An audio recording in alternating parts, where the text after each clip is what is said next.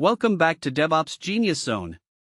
Today we are covering how to use Helm charts, package and deploy applications, and if you are working in DevOps or trying to break into the field, this is one you cannot afford to miss.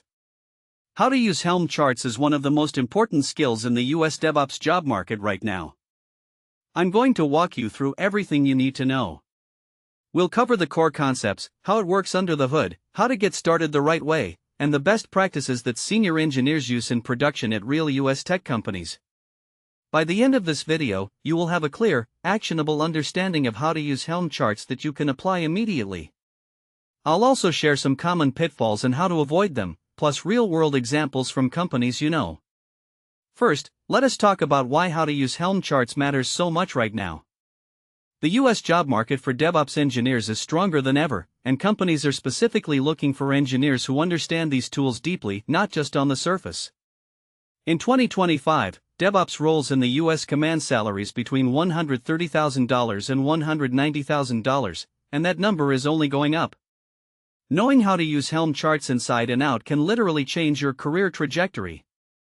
If you're preparing for a DevOps interview, expect to be tested on how to use Helm charts. Recruiters are filtering for these keywords, and hiring managers want to see hands-on experience.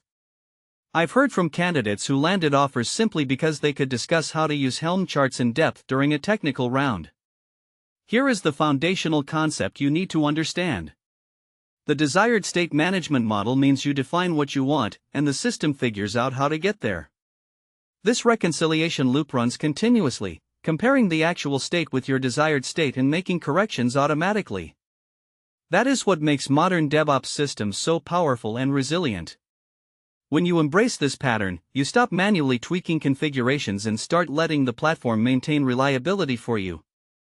It's a mindset shift from imperative to declarative thinking, and once you get it, everything else clicks. Getting started the right way matters more than most engineers realize. Before you touch any configuration, understand your requirements. Version control everything. Use the principle of least privilege. Keep changes small and incremental. And always have a rollback plan ready before you deploy to production. I've seen so many engineers skip these steps and later regret it when they can't recover from a failed deployment.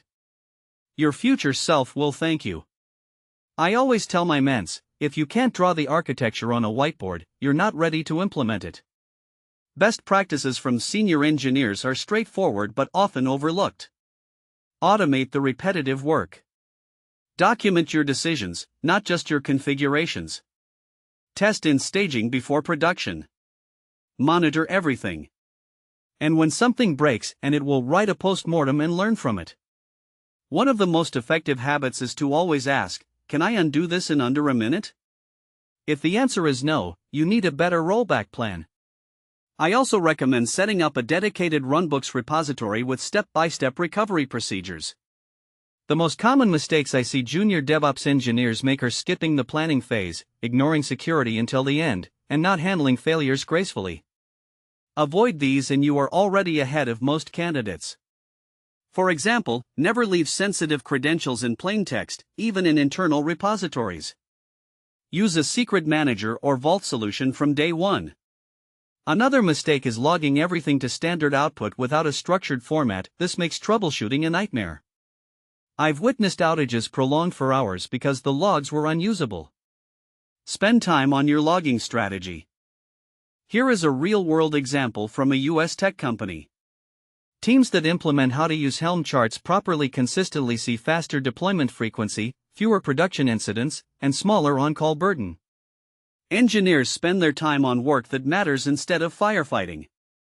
I recall a team at a major streaming service that adopted how to use Helm charts and reduced their mean time to recovery by 80%. That's the kind of impact we're talking about. Another e-commerce company cut their cloud bill by 40% after properly tuning how to use Helm chart settings. Now let us dig deeper into the specifics of how to use Helm charts. Whether you are on AWS, Azure, or GCP, the principles remain the same. For instance, in AWS you would use ECS or EKS for container orchestration, while in Azure you have AKS, and GCP offers GK. But regardless of the cloud provider, how to use Helm charts enables you to ship features faster, recover from failures in minutes, and scale your infrastructure elastically. If you're running on premises, tools like OpenStack or VMware can integrate similarly, though the patterns remain identical. The key is understanding the abstraction layer how to use Helm charts provides. Let me give you a concrete, hands-on walkthrough so you can see exactly how to use Helm charts works in practice. Open up your terminal and follow along. Even if you do not have the full environment set up yet, just watching this will give you the mental model you need to succeed. I'll show you common commands, configuration snippets, and the reasoning behind each step. We'll start with the simplest possible working example and then add complexity. We start by defining our desired state. Think of this as the blueprint of what your system should look like. In the DevOps world, we write this blueprint as code, infrastructure as code, configuration files, or policy definitions. This is the single source of truth. For example, you might write a YAML file that describes how many replicas you want, which image to run, and what environment variables to set. I'll walk you through a typical manifest and explain each field. Once the blueprint is defined, the next step is to let the system reconcile the actual state with the desired state. The control loop checks every few seconds. Are the right containers running? Is the correct number of replicas active? If something drifts, the system automatically brings it back into alignment. That's the magic of Kubernetes controllers, Terraform plans, or any reconciliation engine. It's not a one-time setup, it's a continuous process that keeps your infrastructure in check. I'll demonstrate a simple drift scenario and how to use Helm charts self-heals. Now, let us add monitoring on top of that. Tools like Prometheus and Grafana scrape metrics and show you dashboards. You can see request latency, error rates, and resource usage at a glance. Set alerts so you know immediately when something goes wrong, and with a well-implemented how to use Helm charts setup, the system often heals itself before you even wake up. For a production system, I recommend creating 4 golden signals: latency, traffic, errors, and saturation. These give you a complete picture of system health. I'll show you how to set up a basic dashboard. Another crucial aspect is security. In the US, regulatory compliance frameworks like SOC 2, HIPAA, and PCI DSS require you to have complete visibility and control over your infrastructure.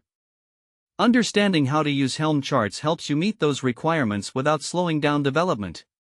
Always follow the principle of least privilege, grant only the permissions absolutely necessary.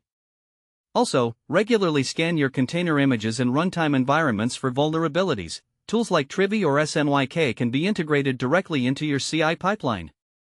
I'll explain how to bake security into every stage of your delivery lifecycle. Let us also talk about cost optimization. Cloud bills can spiral out of control if you are not careful. With how to use Helm charts, you can set resource limits, schedule non-production environments to shut down at night, and use spot instances for fault-tolerant workloads. These simple steps can cut your cloud spend by 30 to 50%.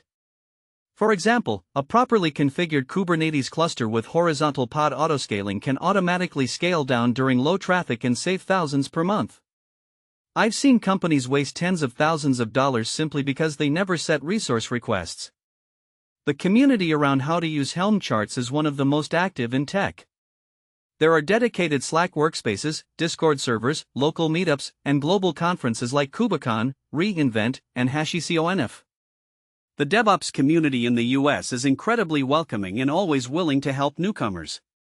I encourage you to join a few groups and start learning from practitioners who work at companies like Netflix, Spotify, and Airbnb.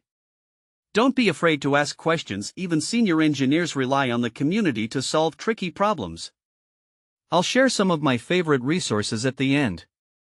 To summarize, how to use Helm charts is critical in the 2025 US DevOps job market. Start right by understanding requirements before touching configuration and version control everything. Follow best practices around least privilege, small changes, automation, and documentation. Monitor everything from day one, and always have a rollback plan. The market rewards engineers who deeply understand these concepts, not those who merely copy-paste commands.